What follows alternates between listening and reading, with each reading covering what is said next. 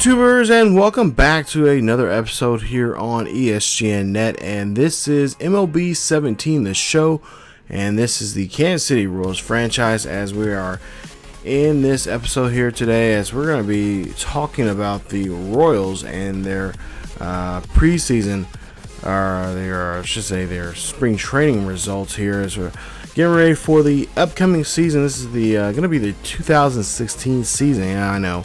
We're about 2 years behind here, but we're going to try to fast track this one as we possibly can. This possibly could be the last season of this franchise.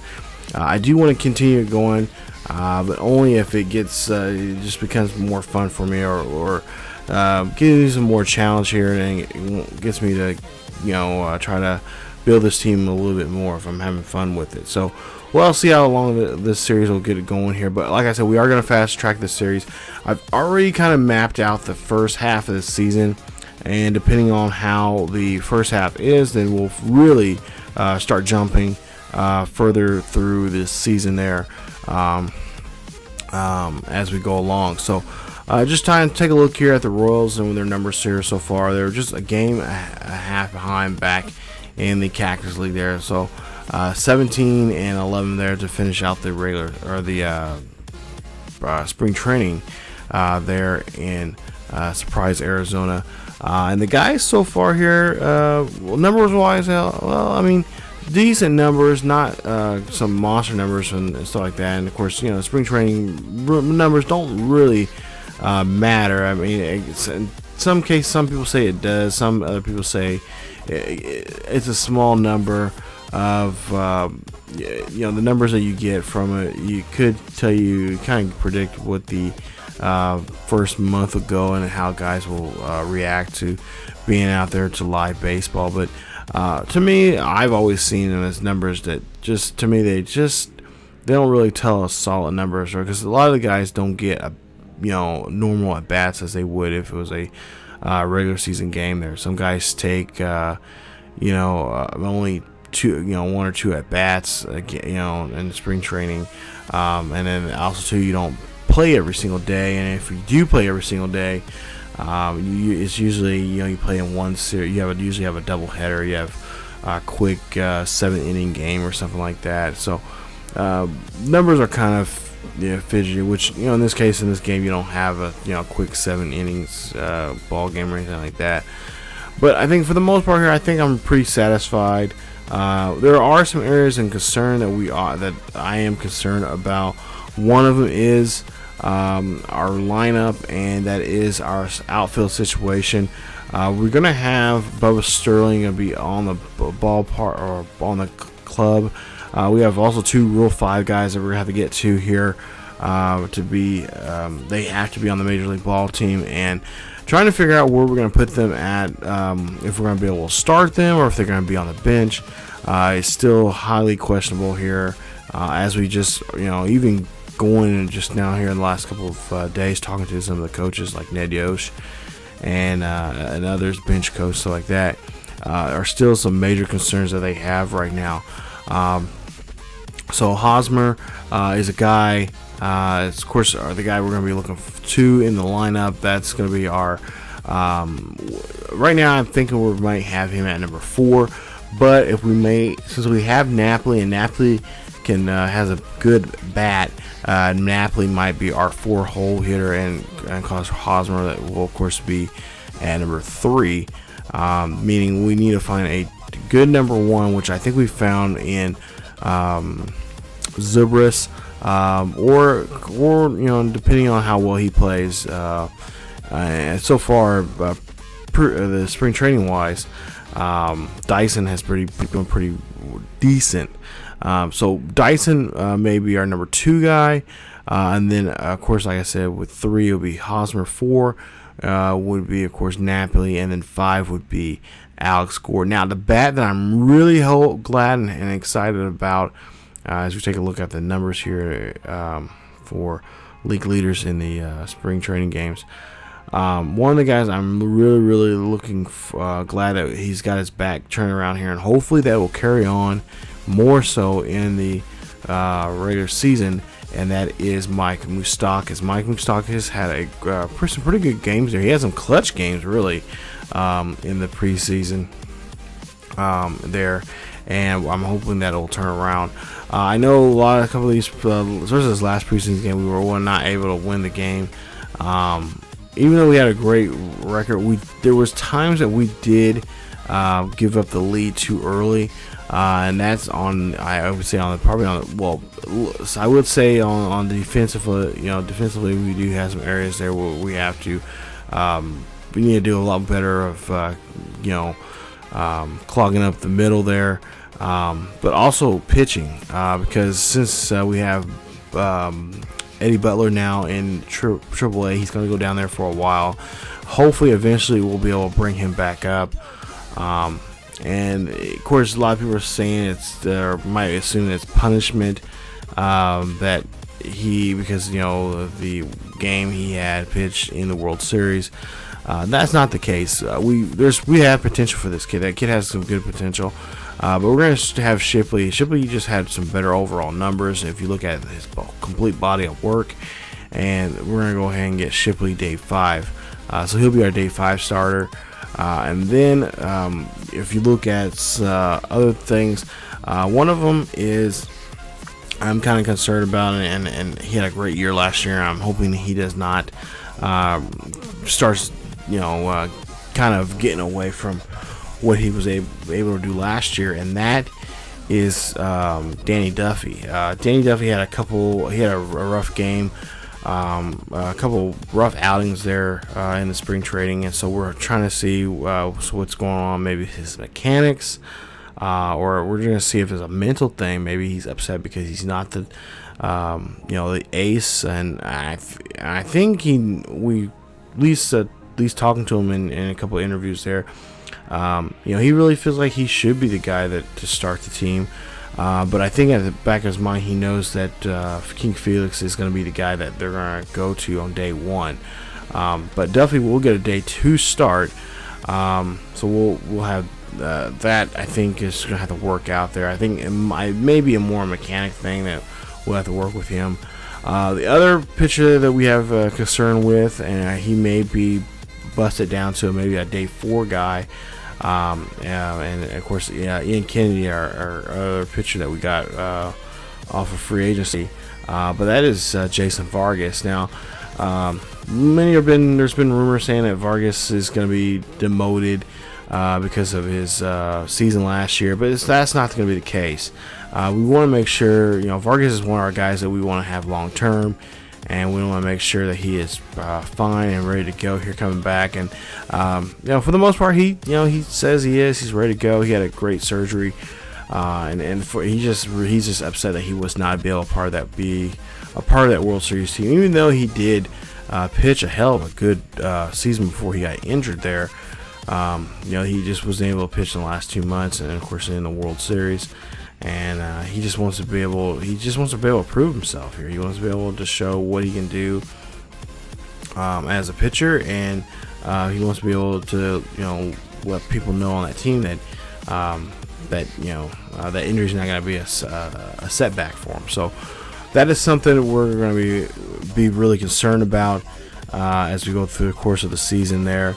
And then of course you got our bullpen. We got Wade Davis. Now Wade, he will be, as far as I know, he had some off-season surgery because we did have an injury with him, but he is going to be put in the minor leagues for the time being because we are looking at some possible younger talent, and there might be a possibility that he could be used as some kind of trade going on for, depending on how well, or in this case how bad we're in desperate need of pitching or bat or something. So he's going to be used as pretty much trade bait, and in some ways I think he knows that, but he's we're not really if we can avoid trading him, we're going to do so. But we do have some good relievers that we're looking at. You should take a look at our top prospects, and there you see Gonzalez out of AAA there, and of course Mondesi there at 16. We got some two. I believe we have 2 out of the 50 players there for top prospects there. So, we're going to be, like I said, we're going to be looking at some possible trades to help us out in the long run in the future. But again, that's just something that the club is talking about, and it's nothing set in stone just quite yet. So, but we do want to bring up some of that younger talent. Like I said, we got Bubba Sterling, possibly being on the team. Don't know if he's going to be an everyday guy, or if he's going to be a guy that's going to come in on as just coming up the bat against righties, or just against lefties. Right now we're just kind of up in the air in that situation. Look at Eric Hosmer. Look at his numbers here, and yeah, he's another guy that we're kind of also looking as. Last year he kind of had a big drop compared to the first half of the season. The first half of the season he was on fire, and then as we got to the All-Star break and kind of getting to near that end of that month there in July, his numbers were not where we wanted them to be at, and his bat wasn't just really alive, and especially during the World Series. I mean, he had that one home run, and it came during the World Series. I think it was the game 2 or 3 there, and we were just looking for him. He was just missing in the World Series there, and we need his bat to come alive this season and stay hot all year long. Yeah, I mean, there you got your cold spells, and you have your droughts and stuff like that in baseball, but this was just not the right time. This was really bad timing for him to be in the predicament he was in with his bat. So we gotta try to see if we can turn the things around there. Zubris, Gordon, and Moustakas, like I said, all doing great right now. Gordon not doing too hot right now in spring training, but we're hoping that'll turn around. Omar, this may be the last season that we'll have with him. We have this last season with him on the contract wise, and he could definitely be a piece that we could possibly move if we're not doing so well. Try to help him out and try to get him to a decent team that's making that playoff push to get to the World Series again, and try to have him go off in the right direction. But if not, then there could be a good possibility that we'll end up letting him go. Of course, Salvi, our glue that really sticks everybody together. They're on the offense, or they're on defensively. We love him, and he's doing right now. He's just kind of being just Salvi, doing his own thing. And then Markakis, he's doing his thing there. He's got a hot bat right now, and like I said, we're trying our best. We're hoping that he will continue that as we go along. Adam Lynn, another bat that we had trouble there in the playoffs, and we're hoping that his bat will come alive there. And he's another guy. Him with the outfield situation there in right field, or really any outfield positions there. It's getting kind of tough because we don't know exactly where we're going to put him at. I know he's going to be playing DH, but there all might be a good situation too that we may end up have him play first base, along with give some time off for Hosmer, and then also from Mike Napoli at times, because there's going to be times too that we originally got Napoli as a backup catcher, but now Napoli can also be DHing and also first base. So kind of some pieces that we can move around and give some guys some time off. But Jorge Bonifacio, another guy, a right fielder there, we're going to try to bring up. Devin Moraro, he's a shortstop that I think he's going to got some good potential on the days that Omar, because Omar may not be in the lineup every single day. So that kid right there, that young man right there, will get some good time, along with, I believe, I can't think of the other second baseman that we got over the off season or during last season there. He's Cologne and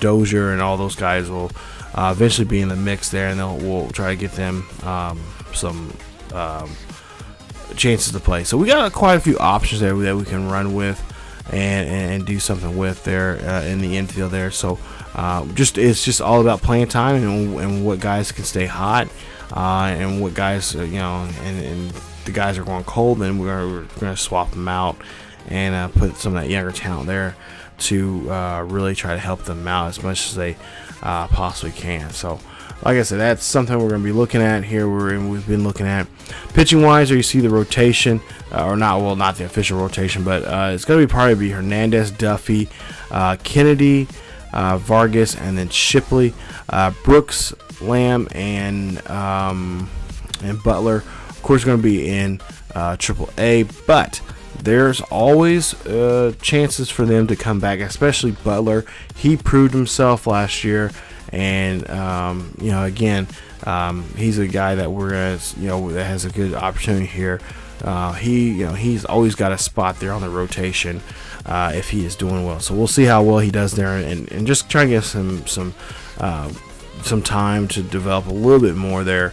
And the next, if he does well between now and the All-Star break, then we'll definitely bring him back and get him going. But he will be back on the roster here for even for the long stretch there in August and October, September call-up, stuff like that. He will be a part of the team and help us out there in the playoffs. So he's definitely earned his spot there as being a part of our ball club.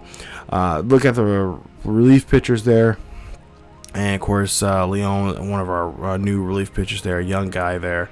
And we'll see what he can be. He got him from the Rule 5 draft, and him and Davis have been really working with each other here a lot in the spring training there, and that's I'm hoping that's a good relationship that will continue, and hopefully Wade will be able to share some knowledge of his experience being in Major League Baseball.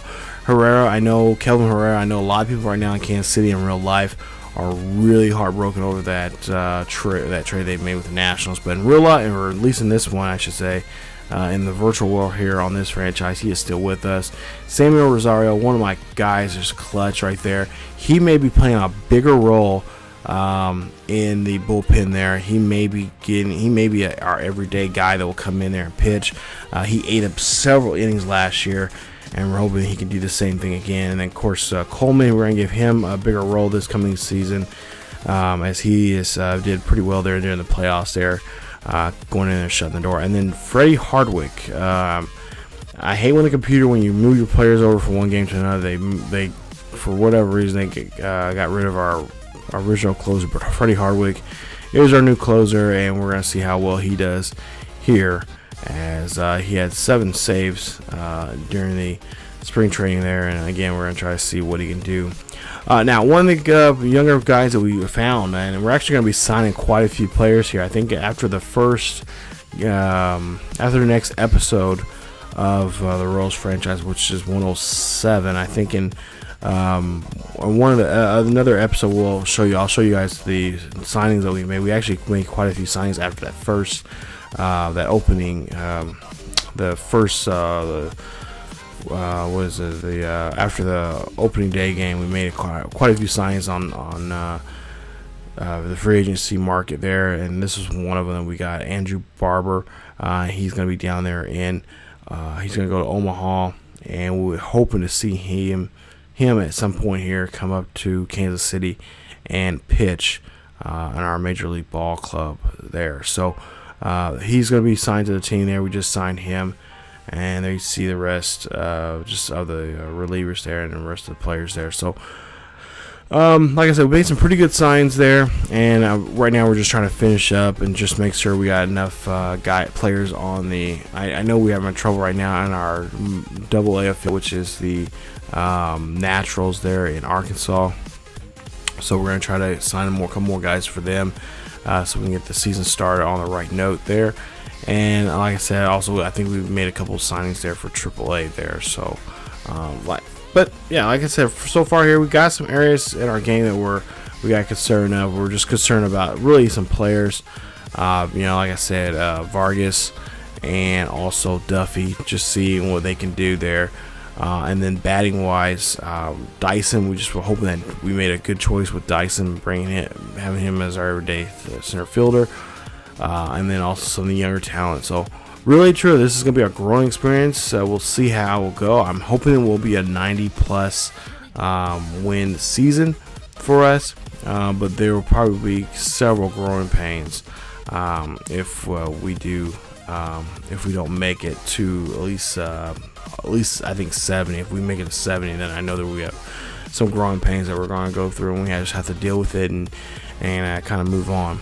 But there you see, opening day, it will be against the Chicago White Sox there at home. We'll have that first game there on April 2nd, and then we'll have a day off, and then of course we'll finish that series out. I believe we'll be showcasing only the first 2 games of that series. So the first game will be against King Felix and Chris Sale. So it should be a great matchup there. We'll see what we can do there, see if we can start the season off on a right note here. I think if we can sweep this series against the White Sox here, I think we might have a good shot here to start off on a right note there. I think that would be really great for us there as we move on and finish that homestand there at home against the White Sox and looks like the Tigers there. So before we go on to the road to Minnesota. So like I said, just should be a great road trip, or should be a great homestand here for us, and I can't wait to see what we can do with this ball club here. I think we got I feel like we got a good team on us this season, but I think we'll also have some pretty good reasonable challenges that we're gonna have to try to see if we can overcome and get better. So but that is it for this episode of the Kansas City Royals or Royal Court Insider. Stay tuned for episode 107.